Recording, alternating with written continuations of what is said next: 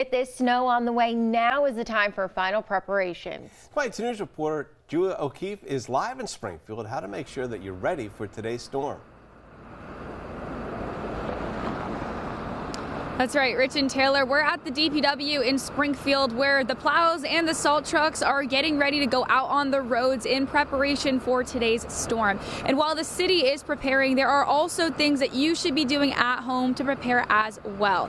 You can go out and salt your own driveway, and if you don't have salt, you can actually use kitty litter in its place, and that will help with traction on icy surfaces.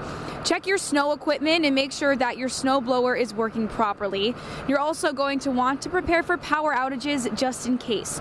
Charge your devices and have batteries, flashlights, and blankets on hand.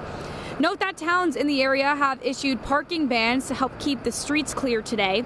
The city of Holyoke has issued a parking ban from 7 o'clock this morning until 6 o'clock tomorrow morning. And the town of Agawam has one issued from 8 a.m. to 8 p.m. tonight.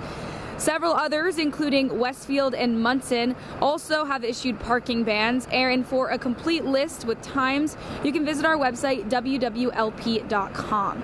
Most schools are also closed today, so if the kids are home and want to spend time outdoors, make sure they're properly dressed with gloves, hats, and snow gear to keep them protected from the cold. And of course, if you're going to be on the roads this morning, be aware of those plows and those salt trucks because the city is making sure those roads are all clear for you. Working for you live in Springfield, Julia O'Keefe, 22 News.